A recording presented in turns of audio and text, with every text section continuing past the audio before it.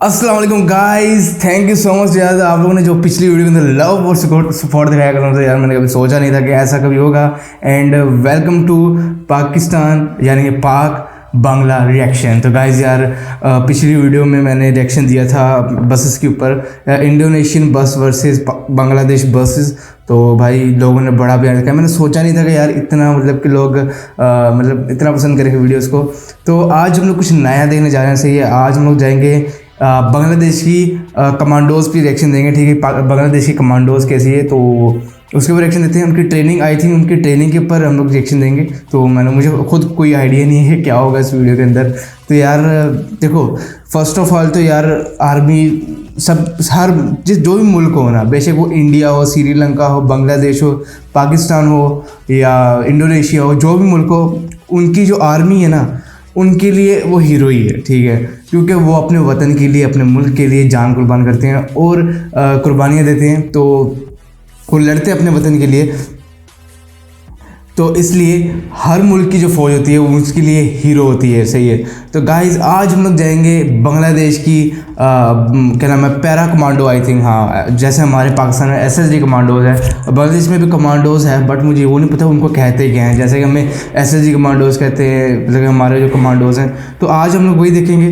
तो वीडियो को यहाँ पर स्टार्ट करते हैं, लंबा नहीं करेंगे। ठीक है, एक मिनट मैं सेट कर लूँ उसे। चैनल जी,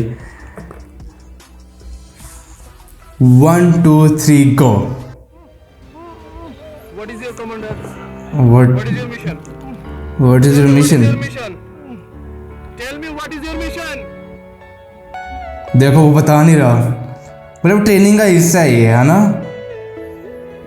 बताना नहीं है दुश्मन को, मर जाना है लेकिन बताना नहीं। यही असली फौजी होता है। अमेजिंग यार।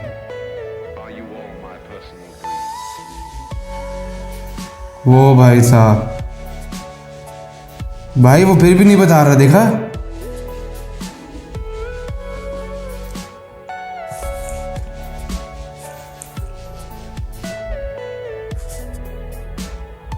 मुंह में कपड़ा दिया हुआ है, हाँ, टॉर्चर करने के लिए।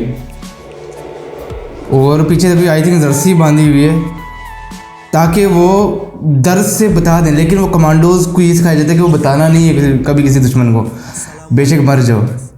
ওয়ালাইকুম সালাম। নিয়ে মানুষের জানার আগ্রহের শেষ নেই। বিশ্বের বিভিন্ন দেশের কমান্ডো বাহিনীরা যতটুকু গোপনীয়তা রক্ষা করে চলে তার থেকে আমরাও বেশি গোপনীয়তা রক্ষা করে চলি। এর আগেও वैसे यार बांग्लादेशी लैंग्वेज में समझ नहीं आती, लेकिन मैं वीडियो देख के समझ सकता हूँ। এদের সম্পর্কে যতটুকু নতুন করে জেনেছি সেগুলোই যোগ করেছি ভাই। আজকের আয়োজনে। চলুন আমাদের সবার প্রিয় প্যারা কমান্ডো নিয়ে কিছু ধারণা নেওয়া যাক।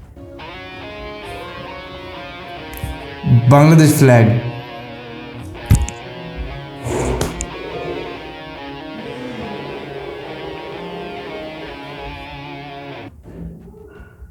বাংলাদেশের সবচাইতে শক্তিশালী এবং অভিজ্ঞ স্পেশাল ফোর্স প্যারা কমান্ডো।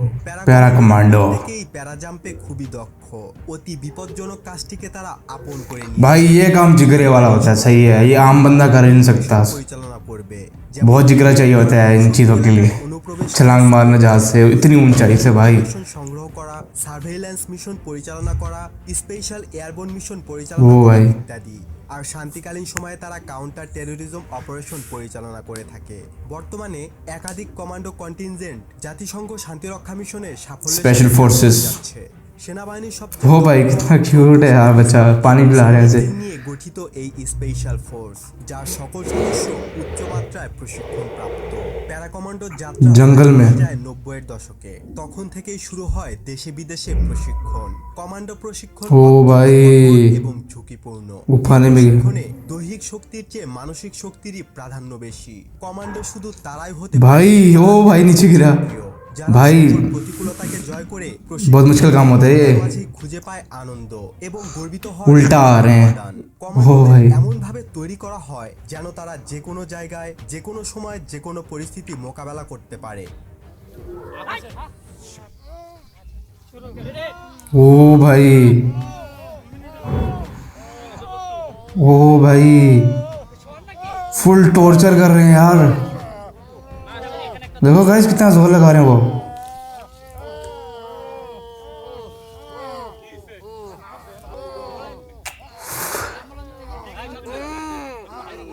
ओ भाई देखो कितना दर्द हो रहा है उनको। क्या उस्ताद 6 মাসের কঠোর ये ट्रेनिंग कैसे होता है टॉर्चर करना भी? শেখানো হয় বিভিন্ন ট্যাকটিক্স। প্রত্যেক সদস্য भाई दोबारा तोड़ रहे हैं। দুর্গম অঞ্চলে বেঁচে থাকতে হয়, কিভাবে অনেক দিন লুকিয়ে থেকে সেখান থেকে নিঃশব্দে ক্ষিপ্র গতিতে ঘুরিয়ে দিতে পারে जंगल के अंदर भाई चौकन्ना होकर चलना पड़ता है, सांप भी आ जाता है। মোড় ঘুরিয়ে দিতে সক্ষম। और कमांडोज का हर चीज सिखाई जाती है। কে যেতে হয় কমান্ডো বাছাই পরীক্ষার মধ্য দিয়ে।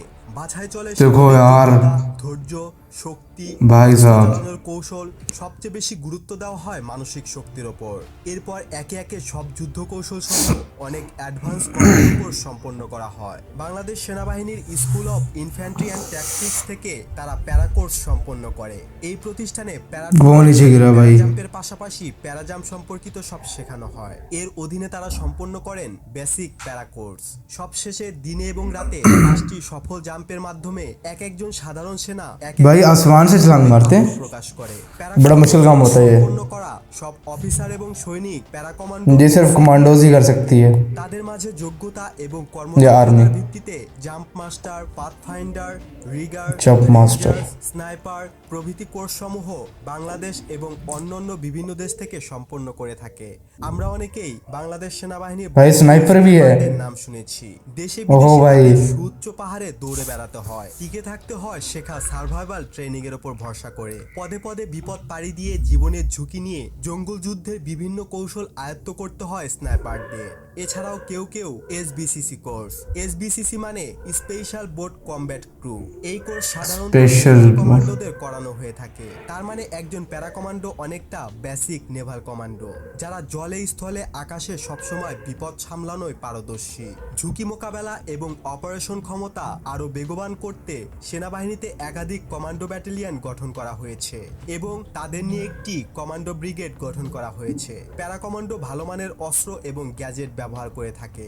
তাদের প্রধান এবং সবচেয়ে প্রিয় অস্ত্র টাইপ 56 এসএমজি। এরপর तो चौकन्ने होके खड़े हैं। MP5 এইম ओ भाई रेड मारी, ये ट्रेनिंग का हिस्सा है। রাইফেলের নাম।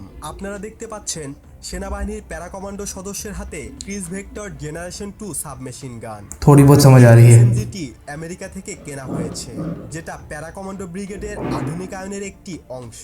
বাংলাদেশ সেনাবাহিনীর স্পেশাল ফোর্স প্যারা কমান্ডো ব্রিগেডের ব্যবহৃত ক্রিস ভেক্টর জেনারেশন 2 এর এসএমজির বুলেট দেশে নির্মাণ করতে যাচ্ছে বাংলাদেশ অর্ডিন্যান্স। भाई देख के चलना पड़ता है, पाँव भी जला तो काम हो गया, সিদ্ধান্ত নিয়ে কাজ बंदा नीचे गिर जाता है। लेकिन রাষ্ট্রীয় অস্ত্র নির্মাণ भाई BOF আমাদের প্যারা डर को तो ये कुछ समझते ही नहीं ना, उनके आसपास भी नहीं भटकती डर। থাকে। এছাড়াও কোল্ড 6 সাগার সিরিজের অস্ত্র ব্যবহার করে থাকে।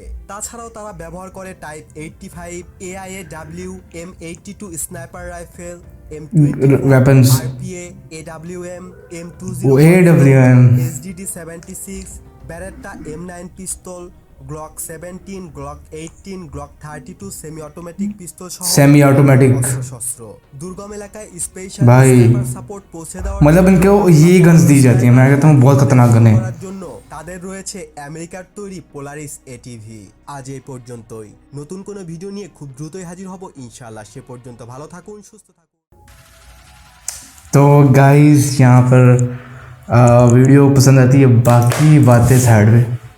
फर्स्ट ऑफ ऑल तो यार पर्सनैलिटी तो भाई झकास, हैंडसम होते हैं वैसे तो कमांडोज, फौज वाले जितने भी होते हैं ना, बड़े बड़े खत होते हैं, काफ़ी हैंडसम होते हैं। दूसरी बात ये है कि इनकी ट्रेनिंग मैंने देखी है, बहुत ही मतलब कि मुश्किल ट्रेनिंग होती है, क्योंकि आर्मी वालों की भी कमांडोज की ट्रेनिंग है कुछ भी नहीं है, सही है। या आप रेंजर कह लें, तो इनकी ट्रेनिंग जो होती है ना बहुत मुश्किल होती है। तो मैंने इस वीडियो के अंदर देखा जैसे कि वो टॉर्चर कर रहे थे, वो टॉर्चर करना भी इनका एक मकसद होता है, यानी कि अगर आपका कोई फ़ौजी जो है दुश्मनों के हाथों पकड़े जाए, ठीक है, तो अगर वो आपको कहें कि भाई हमें ये बता तू क्या किस प्लान से है, तेरा प्लान क्या है, क्या करेगा वैसे आगे, तेरे आदमी कहाँ पे हैं, वो फौजी ना बताए, उसको टॉर्चर करते हैं। लेकिन वो आदी हो टॉर्चर का, ठीक है, वो बताएगा नहीं, वो मर जाएगा, ज़ुबान कटवा लेगा, हाथ बाजू कटवा लेगा, लेकिन वो बताएगा नहीं। इस चीज़ की भी ट्रेनिंग जाती है। इसके वीडियो के अंदर जैसे दिखाया गया है, उसको टॉर्चर कर रहे थे, वो तो मतलब कि इतनी ज़ोर से खींच रहे थे, मतलब वो तो भाई चीखें मार रहे थे, लेकिन उन्होंने हार नहीं मानी। उन्होंने ये नहीं कहा बस बस बस अब मैं नहीं करना चाहता, बस हो गया भाई मैं छोड़ रहा हूँ ना। मैं कहता हूँ बहुत मुश्किल काम है। वैसे भी कमांडोज बनने के लिए ना भाई बहुत मेहनत करनी पड़ती है, बहुत मतलब कि कुर्बानियाँ देनी पड़ती हैं यार। मुझे भी पहले छोटा होता जब मैं छोटा था तब तो मुझे बहुत शौक था फ़ौज में जाने का, क्योंकि तब मैंने क्या नाम है शूटिंग गेम बहुत खेलता था, कॉल ऑफ ड्यूटी। काफ़ी लोग जो हैं कॉल ऑफ ड्यूटी खेलते होंगे, call of duty modern warfare 4 जो थी ना मेरी फेवरेट गेम होती थी, तो मैं खेला करता था। मुझे बड़ा शौक होता था कि मैं आर्मी में जाऊंगा 8th क्लास तक। हाँ 8th क्लास तक मुझे शौक रहा। फिर बाद में पापा तो कहते थे कि तुम जाओ, लेकिन मामा नहीं मानती थी, वो नहीं जाने देती थी, कहते नहीं फ़ौज में नहीं जाना, क्योंकि असल में वो कहती थी फिर तुम आओगे नहीं। वो 3-4 महीने की मतलब कि छुट्टियाँ होती नहीं है ना, 6-7 महीने तो बंदा उधर ही रहता है, क्योंकि आर्मी में छुट्टियाँ बहुत कम मिलती हैं, तो इस वजह से तो फिर बस शौक तो था, लेकिन फिर मैं कहा चलो कोई बात नहीं। तो भाई वीडियो देख कर ना टू बी ऑनेस्ट बहुत मज़ा आया, बहुत अच्छा लगा यार। फ़ौज जो भी हो बहुत बेस्ट होती है, ठीक है, अपने वतन के लिए सब कुछ करती है। और आगे गाइस जब मुझे कमेंट सेक्शन में लिंक देना और मुझे बताना यार आगे कौन कौन सी वीडियोस में मैं रिएक्शन दूँ यार। इस वीडियो में तो भाई बहुत मज़ा आया, ठीक है, और बाकी नेक्स्ट वीडियो को भी मुझे लिंक बताना और बताना यार वीडियो आप लोगों को कैसे लगी, ठीक है। तो यहाँ पे गाइस वीडियो को एंड करते हैं, तो अपने ख्याल रखना गाइस, और गाइस मेरी दुआ में याद रखना। तो अभी के लिए गाइस इतना ही, इंशाल्लाह नेक्स्ट वीडियो में मिलेंगे, अपना ख्याल रखना, अल्लाह हाफिज़।